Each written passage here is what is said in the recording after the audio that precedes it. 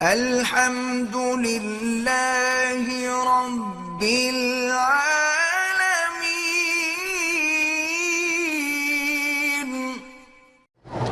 کہتے جی کہ والدہ کے پاؤں دھو کے پینا چاہیے، بالکل نہیں پینا چاہیے۔ والدہ کے پاؤں پہ گندگی لگے گی، وہ بھی دھو کے پی جاؤ گے؟ یہ کیا ہے؟ ایک عقیدت ہے کہ پاؤں دھو کے پیتا ہوں گی، کہنا نہیں مانتا، کہنا بیوی کا مانتا ہے۔ پاؤں جو ہے وہ ماں کے دھو کے پیتا ہے۔ کہتے کہ ایسا کوئی عمل ہے کہ ایک مرتبہ کرنے سے ایک حور مل جائے تو 70 مل جائے گی، فکر کی کیا ضرورت ہے؟ عمل کرو نہ کرو لیکن مرو ایمان پہ۔ اگر شرک اور بدعت پہ مر گئے تو ایک بھی نہیں ملے گی۔ جادو بالکل ہے، شیطانی علم ہے، لیکن ہے جس کا ذکر قرآن پاک میں بھی موجود ہے۔ انبیاء کو بھی لوگوں نے جادوگر کہا۔ جادو تو ہے، اس میں کوئی شک نہیں۔ باقی اگر کاروبار میں نقصان ہے، استغفار زیادہ پڑھا کرو۔ ایک آدمی کو وہم بھی ہو جاتا ہے۔ یہ جادو کافروں پر بھی نہیں چلتا، یہودیوں پر بھی نہیں چلتا، انگریزوں پر بھی نہیں چلتا، سکھوں پر بھی، صرف تمہارے لیے جادو کھڑا ہوا ہے۔ سب وہم ہے اور کچھ بھی نہیں۔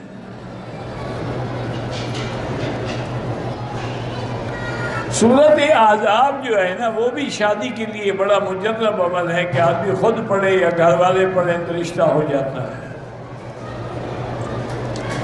بلکہ بعض علماء نے تو یہ بھی لکھا ہے کہ گھر میں مثلا 10 آدمی ہیں، 10 بیٹھ جائیں، 10 کے 10 سورت احزاب پڑھیں، پھر اللہ سے دعا مانگیں۔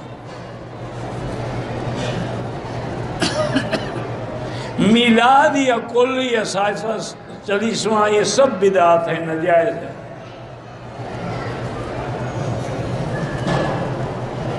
کہتے ہیں جی کہ برتھ ڈے جو مناتے ہیں یہ کافروں کی سنت ہے، اس کا حضور سے کوئی تعلق نہیں، یہ انگریز کی سنت ہے۔ اگر کوئی آدمی بیوی سے مباشرت کرتے ہوئے پستان منہ میں لیا اور دودھ اندر چلا گیا، نکاح نہیں ٹوٹتا، پکا ہے، فکر نہ کرو۔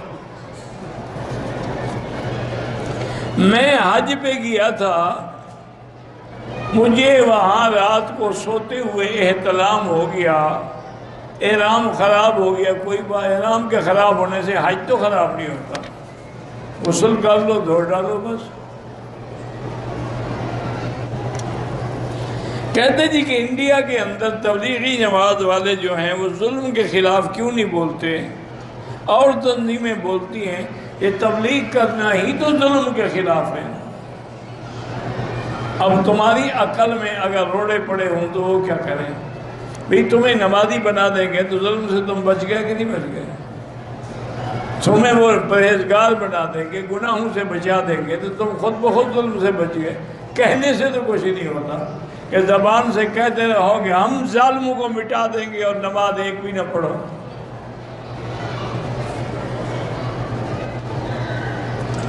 مجھے بیوی اپنی پسند نہیں ہے، اپنی کس کو پسند ہوتی ہے؟ پسند تو لوگوں کی بیوی ہوتی ہے۔ جب بیوی بن گئی تو پسند تو ختم ہو گئی نہیں۔ اب میں اور شادی کروں تو تم بیوی کو بھی حق دو کہ وہ کسی کو پسند کر کے اس کے ساتھ گزارا کر لیں۔ انا للہ و انا الیہ راجعون۔ شادی کا حق ہے، لیکن یہ کیا مانے کہ مجھے پسند ہے؟ نہیں پسند ہے، کیوں شادی کی؟ اب پسند ناپسند کا کیا معنی ہے؟